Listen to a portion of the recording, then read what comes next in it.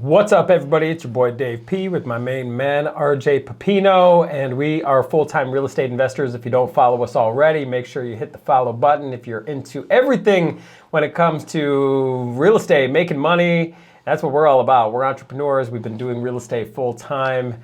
Really, I started back in 05, 06. RJ started shortly after that, and we've been buying houses in our market here, Columbus, Ohio, since 2012 together and building a rental portfolio. We're very bullish on the affordable housing sector. That's our main business, but we pay attention to every single market that's out there. And today, it's the end of January 2022, and the whole month of January has just been a bloodbath in the stock market.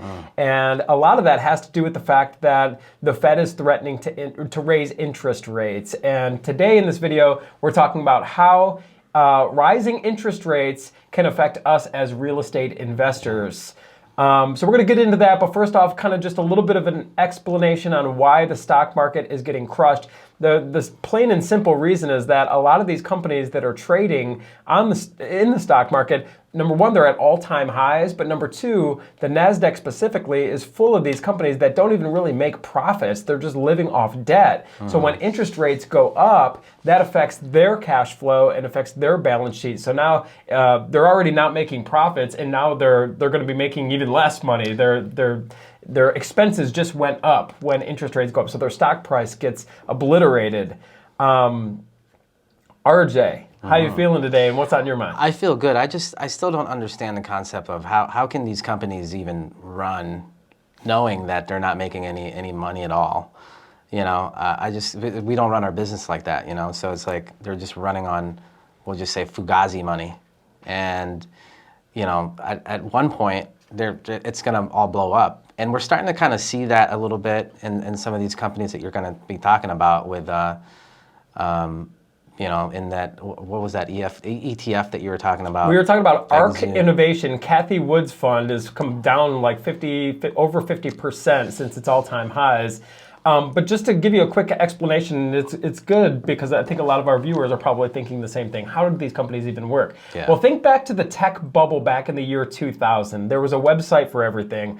There was pets.com, plants.com, you know, lights.com, all of these, you know, websites. They went IPO, or initial public offering. They went public in the stock market. So a lot of people were throwing money at them. It's kind of like a bet. You're hoping that plants.com ends up becoming a profitable company. So you buy the stock now, and you're hoping it's going to continue to grow and become profitable. But a lot of those weak companies, they got shaken out. They're not even around anymore. They all went away. But out of those, you know, out of that bubble came Amazon, right? Amazon was trading at $100 a share back then, you know, during the tech bubble. That's when they came during the birth of the internet and all that stuff. So if you would have made the bet on Amazon then, you would be doing really well right now. So the high growth companies like DocuSign and Zoom and Netflix and a lot of these companies, they don't really show profits on their balance sheet, or they don't really like make a lot of money. But the reason you would buy that stock is you're betting that the company is going to be something bigger in the future. Yeah. So it's like a little bet. And that's why the stock price keeps going up, because all these people are betting on the same stock. So that drives the price up. But now what we're seeing in specifically the NASDAQ is the threat of interest rates, and now reality is starting to kick in. It's like, okay, these companies don't make a lot of money, their balance sheet is starting to shrink, their debt's about to go up, they're about to be doing even worse off, so people start selling. They're like, oh, we're at the top, and that is why there's a lot of selling in the markets right now. You mean you made that call, though, back in November? I made that call a while ago, but it was, I mean, not that difficult of a call to make, because the stocks were trading at all-time highs, and it was just a matter of time. But not all stocks are getting beat up. I mean, I am very much a conservative individual when it comes to stock picking. But, you know, that's where, like, the value plays are doing great. In dividend-paying stocks, I shared a chart with you. Berkshire Hathaway, which is Warren Buffett's fund, that's just been a steady climb, you know? And then you compare it to like some of these high growth, high flying tech plays like Kathy Wood's ARK Innovation Fund that went straight up and came straight crashing down. Well, now Berkshire Hathaway is actually beating ARK Innovation Fund. So it's like the classic tale of the tortoise and the hare. The tortoise is slow and steady, just continuing to increase. When the hare is like the fastest one out the gate, goes shooting up, but also comes crashing down. So there's still money to be made in every market. It's all about the value plays right now, and that's kind of how we've positioned our real estate portfolio as well. And we are very much into like the value plays and the affordable housing. That's why it's a little bit safer, right? It's key, right? Because that's the market that doesn't really get too affected when the rates go up. The markets that do would be the luxury markets, the houses that are in our market here in Ohio, 400 to 500, even to $1 million homes. One little spike like that means payments are just go out the door, and they're not affordable anymore, which affects your renters, your house buyers. I mean, that pool already is really low. And so when stuff like this happens where you have a blip, I don't know what it increased to. It's like they haven't even, this is the funny thing, everybody. All of this is happening just basically on the threat of interest rates going up. They haven't even raised them yet. The first rate hike is supposed to be March 25th, but we'll see if the Fed even gets there. Things are imploding so bad right now, they might call the whole thing off. We don't know. So even a small 0.5% increase in a high dollar market, you're going to see your payment go from, let's just say $2,500 a month, all the way up to maybe $3,500 a month, and that really stretches people out, So that's why we stay in the affordable housing zone in the 150 to 250, 100,000 market, because there's more buyers, there's more renters, and you don't really see that big of a blip in your payment. You made a great point. The luxury homes could be compared to like a high growth type of stock. It's like, hey, if as long as this thing keeps going up, we're going to make a lot of money. You could make huge profits. You could make, you bought this $650,000 house and the market's charging and the market's going up, and you think you can sell it for $850. That's a huge potential spread. But if the market changes, if the interest rates go up, that's the first one to go away. So you're talking about the buyer pool. When rates go up, there's less and less buyers for the high ticket stuff, because that's, the least affordable type of real estate. And the more value-oriented play would be like what we buy, which is like affordable housing. It produces a steady cash flow. You're probably not going to see those increases of the 200,000 increases like you would a luxury home, but it's also a more safe play that's going to produce a steady, consistent cash flow. And when rates go up and those prices in the luxury homes are falling $200,000 rapidly, you're not going to see those big declines in the affordable housing. That's kind of why we prefer. It's a little bit safer play.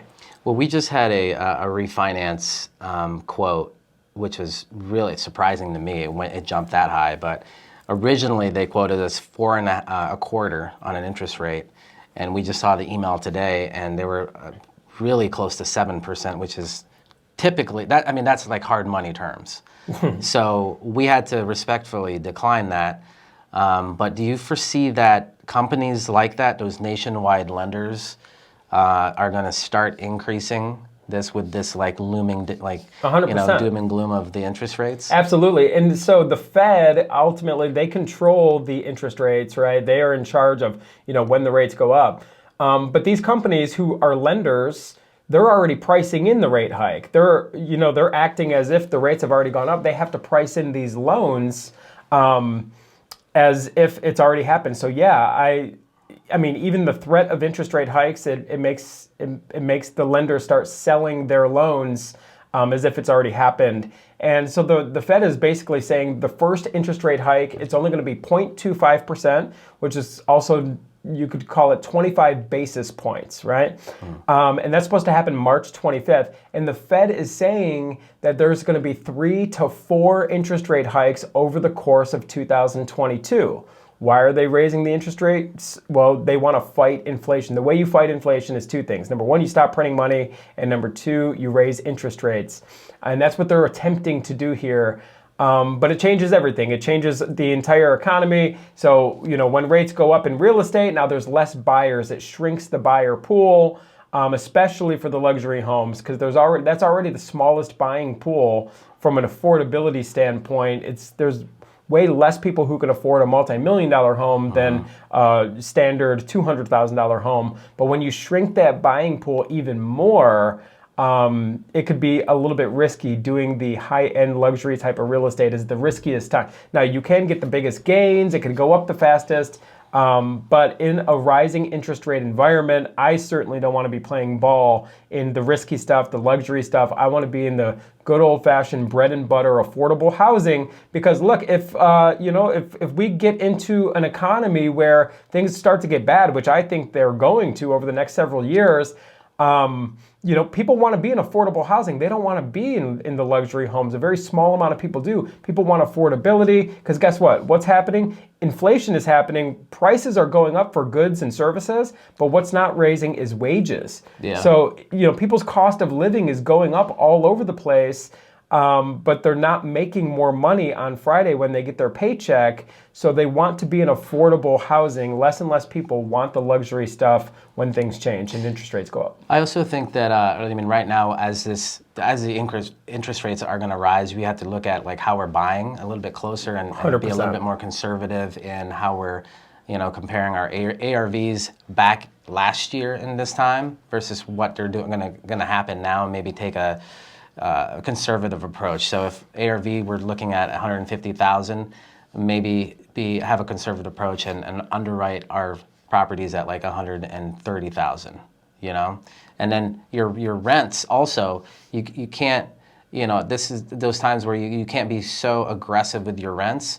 You might have to also come back down a little bit and decrease them. Would you say that's a good idea? Sure. So when you're underwriting, so you guys all, as aspiring real estate investors or real estate investors, so when you're underwriting something that you're going to make a rental property, you need to factor in a higher interest rate, meaning your payment's going to be higher, meaning it could affect your cash flow. Mm-hmm. So if you're counting on, $300 a month, well, if your payment is higher because rates are higher, it could crunch into your cash flow. You really got to be careful there. And then if you're a house flipper, you really got to pay attention to these ARVs because you buy this property, maybe you use a hard money loan or a private money loan, and you're expecting to sell this thing for $400. Well, what if when rates go up, maybe there's less and less buyers for the $400,000 homes, so you might need to discount that property when you're selling it. So you should price that in when you're underwriting your flips. Be more conservative. I agree 100%.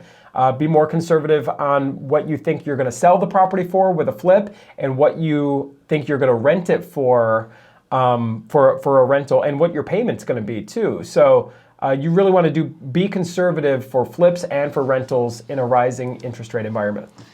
Gotcha. So guys, if you guys want to check out more interviews or more podcasts like this, go to our YouTube channel. It's The Cream Real Estate Investors.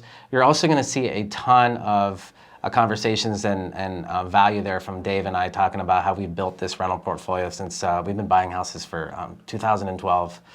And we've learned a lot of lessons. And not only bought houses, but we've flipped houses. We've taken properties subject to. Those are the fun ones. And in times like this, when there's a lot of uncertainty, there's people out there that are hurting, and they need to. You're going to be solving their problems, and sometimes you need to solve them creatively.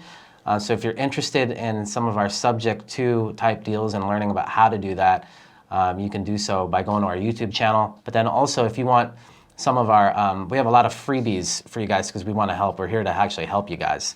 So go to rideswiththecream.com. We've got free real estate contracts. We've got our deal analyzer on there. So a lot of free stuff there. And plus, we want to get in touch with you and connect with you guys that are just joining our channel now. We want to connect with you, and hopefully we could probably do some deals with you. Mm-hmm. So follow us here. Follow us on YouTube, and let's get rich.